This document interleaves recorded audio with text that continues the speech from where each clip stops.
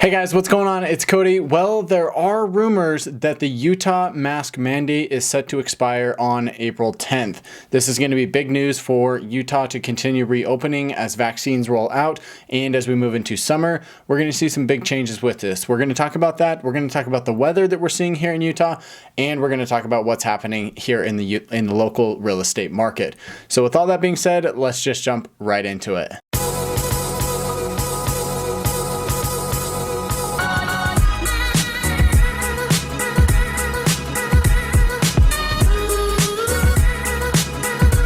So like I said, the mask mandate is set to expire on April 10th here in just a couple of days. This is according to House Bill 294. Starting the second week of April, a partial statewide mask mandate will go into effect. Now, the thing that's important to know about this is that this doesn't mean that masks are just going to go away. In fact, the governor and a lot of people in the government are still urging businesses and people to require wearing masks if at all possible, right? If you're going into a business, the business can still require you to wear a mask. However, it's just not mandated. If that business doesn't want to require that, they don't have to, right? So there is going to be some leeway when it comes to this. I think that what we're going to see is we're going to see businesses open up. We're going to see some businesses say, yes, you still have to wear them. In fact, I'd say most of them are still going to require that, especially a lot of the big names, a lot of the big brands like Walmart or Target. You're going to have to wear a mask if you go into those stores. However, I think there will be some mom and pop shops who don't like the masks and say, hey, if you don't want to wear one, don't wear one. So overall, I think it's going to be one of those things where you still want to carry a mask because there are going to be people who require it, and it's just, kind of a courtesy to them.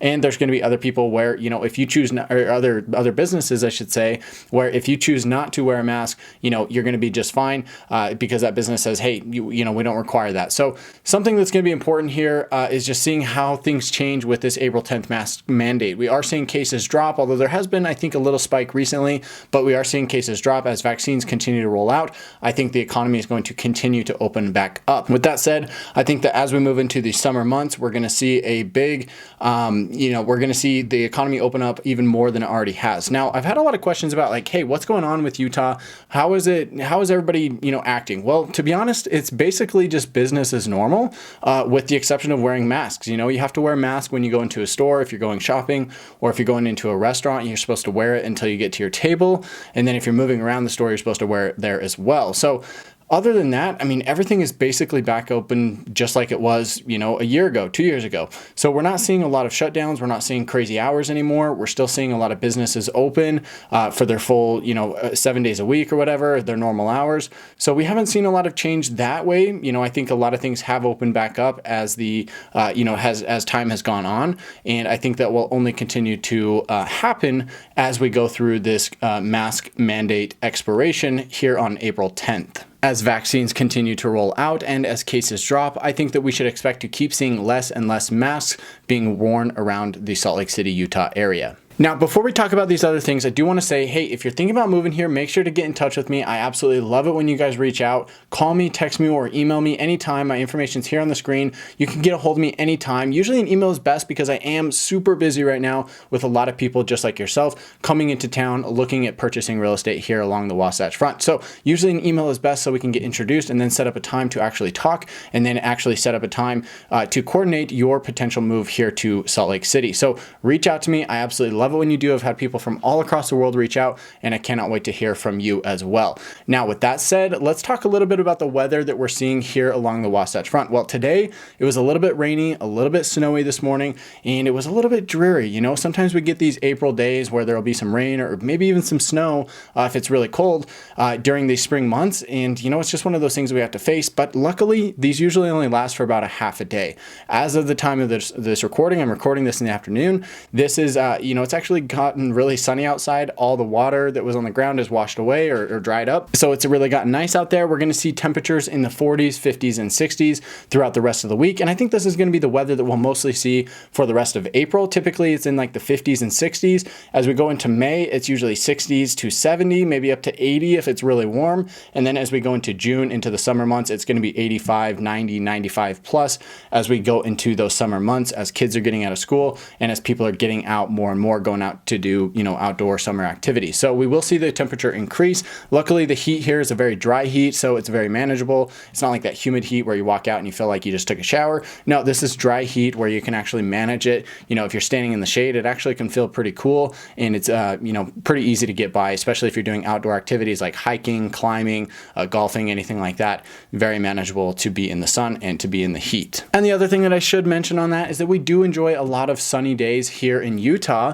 So even though it's hot outside in the summer, a lot of that time it is sunny, not a lot of clouds. It's kind of blue skies. That's typically what we see throughout the summer months. This is going to include everything from about the end of May all the way through probably September before we move into the fall and winter months as it starts getting a little bit more cloudy with the weather change. So basically the whole entire summer is pretty sunny. We usually, if it's not raining, it's going to be a sunny day. You can almost count on it. Most days are just totally blue skies. Sometimes you get some clouds in the sky, but for the most part, it is super sunny here. Now, we're going to talk about the real estate here, but before we do that, make sure to give me a thumbs up here on the video. Subscribe to the channel if you haven't already done so. If you want to stay up to date about what it's like to work, eat, sleep, live, and play here in Salt Lake City, Lehigh, Draper, Saratoga Springs, any of those surrounding cities, make sure to subscribe to the channel. And don't forget to share this video with a friend or a family member who might be moving to the area with you. They want to know this information as well, so make sure to share it with them. You can click that share button, copy the link, and send it over to them so they can watch this video as well. Let's talk about what's happening in the real estate market here along the Wasatch Front. What we're seeing is absolutely crazy. To be totally honest with you guys, inventory is still way down, demand is still way up, and we're seeing multiple offers on just about every single house out there. I've never seen it so crazy. A lot of other agents who've been in the business for 15, 20, 30 years are saying the exact same thing, saying, look, this is the craziest time we've ever been in. There is so much demand in the market right now that it's just nuts.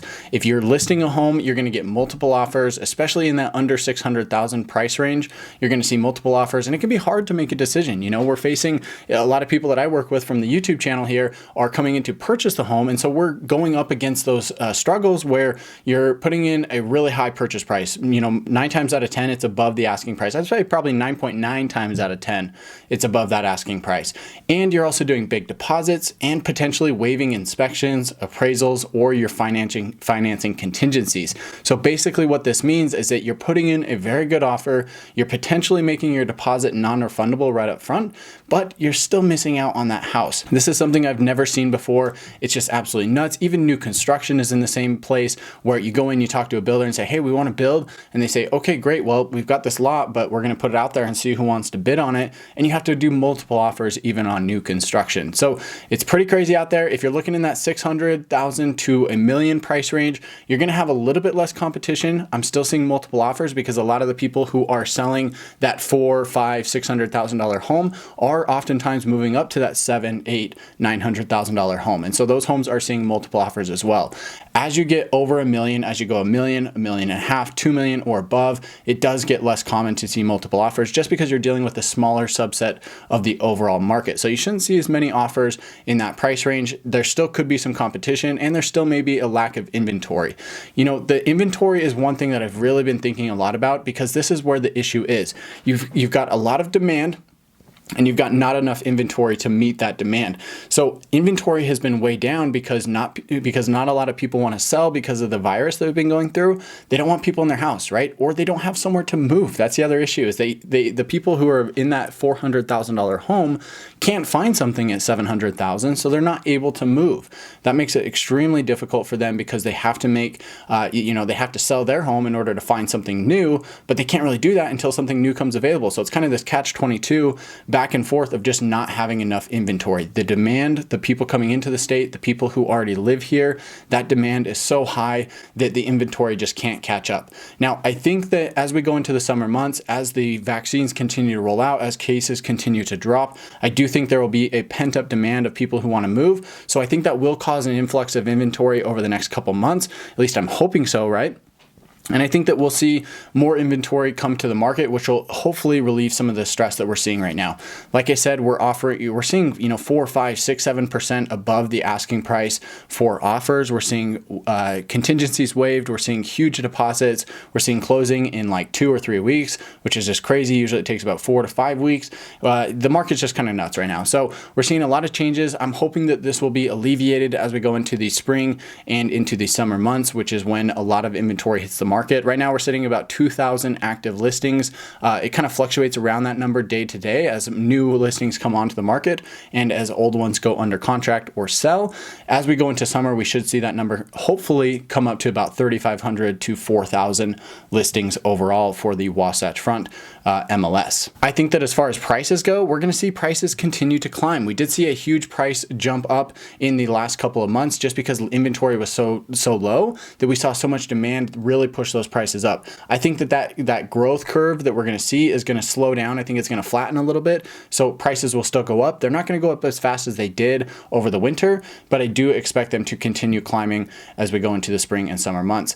You know, the only thing that I can really see stopping this, insane growth is if there's a major world event, maybe another virus outbreak that's just worse than the first one, or if there's another, there's a war, or maybe there's a major stock market crash, or honestly, the thing that's probably most likely to happen is interest rates go up significantly. However, I really don't think that's too likely at this point. Interest rates did kind of creep up over the last month or so, but I would be very, very surprised to see them go up the 0.5%, 1%, or 1.5% that's needed to really slow down what's happening in the market.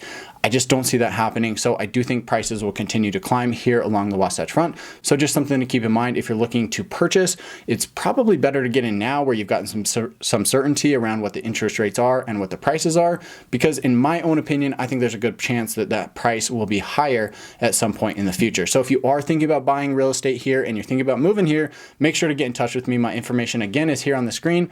Call me, text me, or email me anytime. I absolutely love it when you guys reach out, and I cannot wait to hear from you. Give me a thumbs up here on the video, subscribe to the channel if you haven't already done so, and make sure to share this video with somebody who might also be interested in this info. With all that being said, guys, thank you so much for watching. I'll catch you in next week's video.